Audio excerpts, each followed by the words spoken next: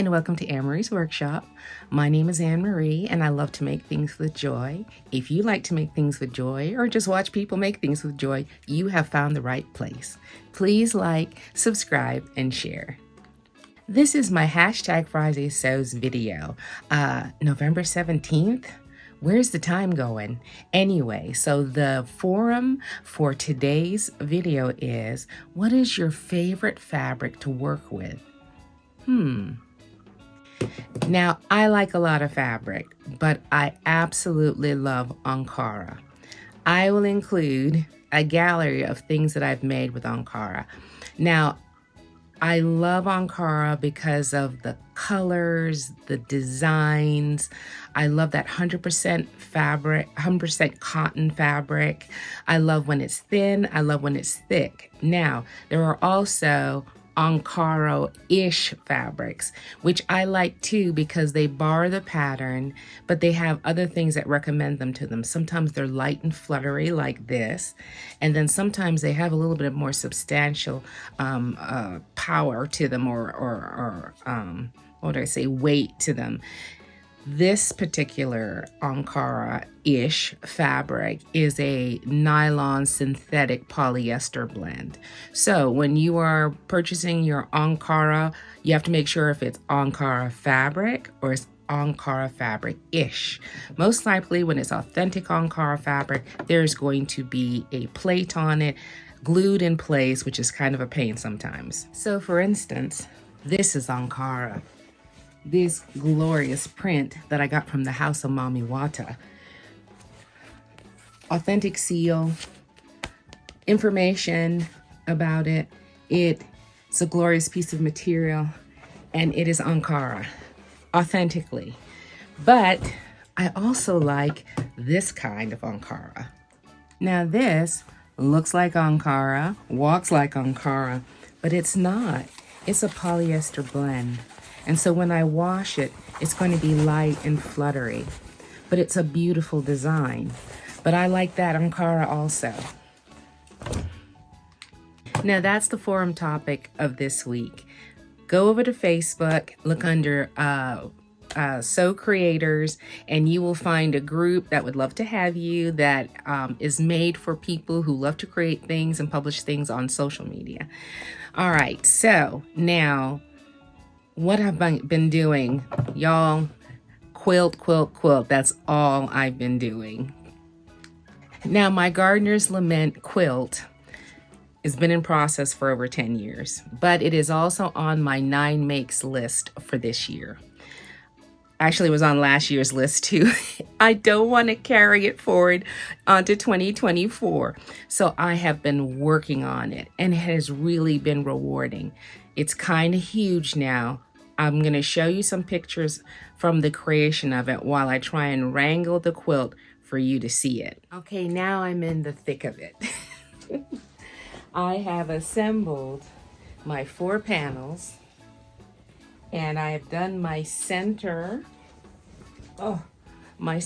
border, and I've done my rainbow medallion in the middle. And so now I'm finishing my borders. Now let me show you the back of the quilt. The reason I'm able to manage it, because I don't have a quilting machine. I always wanted one, but I left the United States without purchasing it, and trying to bring it in now, it would be very prohibitive. So this is what the back looks like. So all of these things will be hand stitched, and the back will be finished. Okay, so I know it seems like a lot, but the way I construct it, I'm usually only working on the edges. So the only thing left to do with this quilt is to stitch the borders on, and then I'm gonna use my bias tape to go around the edge, and then finally I'll come back and I will do all of the cleanup work on the back with a whip stitch, and that will enclose the whole thing. And what's great about this method is I could spend time on each small piece adding extra details to it. I could do the French knots on the sunflowers.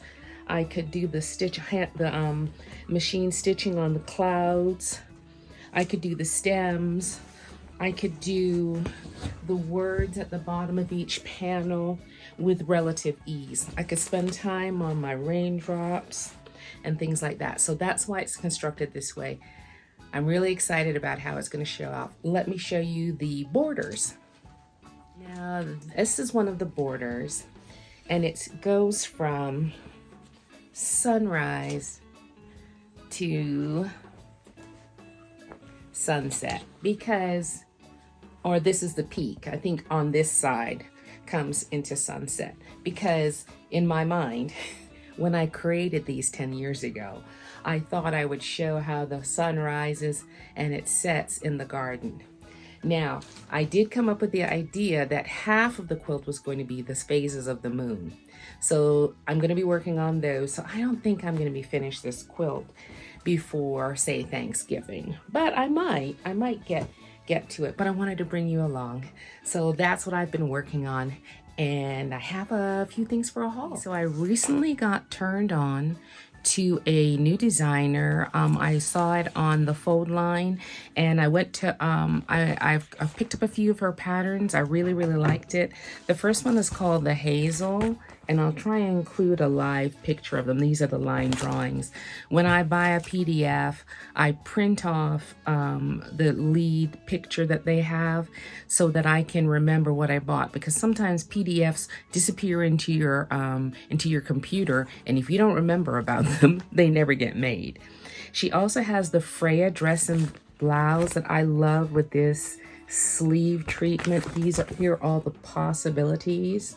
I'm going to show you right here, and I will include a picture of it live, actually made. And then I also bought the Odette, which I thought was a beautiful pattern. She's currently on maternity leave, I believe, but I really enjoyed it. Now, free patterns. I like a mood free pattern. I was over there buying some, you'll see my other part of my haul. I was buying some rib, some heavy duty rib. And I went back there to revisit some of these patterns that I bought for free. I think this Diana dress, especially for you apple-shaped ladies, I think it's ideal. It accents the best part and floats over the questionable parts. And it's the Diana dress, free at Mood if you're into a PDF.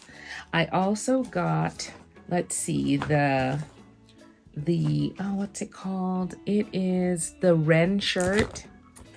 I love this. I love this arm treatment. All right, it's UB. It's free at Mood. And I also got this one. I downloaded this one. This is the, let's see, it's the Clementine dress. It has a little slit here, one shoulder here.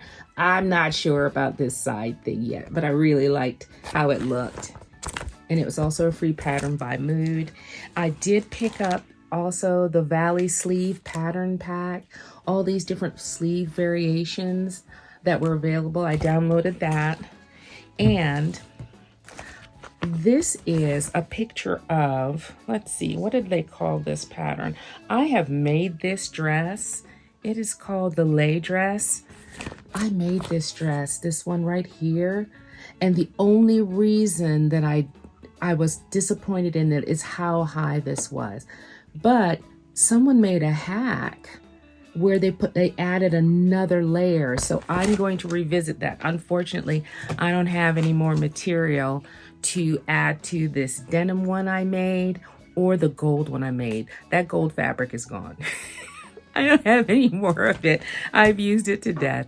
But I love that new reiteration of what you could do with that, because that wrap dress was lovely. But when I put it on, I thought, knees, I don't feel comfortable sitting down like that. But that one with the lower, that's my ticket. All right, so I stopped by Ping's. I was just looking for a tray that I saw there that I wanted to use to put some of my Christmas ornaments in, because they're filled with snow and they kind of have to sit up. You'll see soon. And I was attracted to a few pieces of fabric. I bought some of this Ankara fabric. Beautiful, but not true Ankara. And I also looked around in their buckets. And this fabric I'm showing you, this knit, this camo knit with these beautiful flowers on them, was one of the knits that I sent to one of my lovely winners in the Sew Reversible challenge, and I loved it so much. But when I bought those 4 yards, I really didn't think there were any more. And I was going through the buckets at Ping's, and there was some more. I'm sorry, Connie, I have to keep this one for myself. In the same bucket as that, I found this beautiful, soft knit, and it's kind of lightweight. And anything I see that's tie-dye and knit, I think of one thing, Sarah. And so I picked this up. I don't know what I'm making for her yet out of that, but if it's tie-dye, it's her. I also found this fabric that was on a roll. I made her a turquoise romper in this, and I found the burgundy tie-dye. Ping has a whole section of these. It also has a solid black. I'm gonna go back for that, but that's next month's budget. That's not this month's budget. All right, and I found on the $150 a yard, and there was only a little bit left, this beautiful cocoa brown. And I thought, oh, that would make a lovely shirt, but I don't know. It's only about 2 yards, but it's about 60 inches wide. I might be able to get something out of it. Now, I also ordered from Mood this 7-inch knit ribbing because, honestly, it is the best knit ribbing that I've ever come across for bomber jackets, moto jackets. It's a serious rib. It has a nice effect, and I bought some of that, and that's what took me to the Mood website where I picked up those free PDFs. Now, if you're not a PDF fan, well, you can always download it and AO it or send it to Copy Shop. All right, but I recommend that ribbing. All right, y'all, that is it for my Friday sews. I am starting on my Christmas today. I'm fiddling with my quilt, and I think I'm planning to start making some holiday clothes. Maybe. We'll see. I have to see what's on my 9 makes list and then get my stuff done. All right. I hope you're sewing with joy. I hope you're getting a chance to spend some time with yourself. The holidays are almost here. Spend time with people you love. I know sometimes you have to spend time with people you don't love so much, but have a cookie. You'll be okay. Talk to you soon. Bye-bye.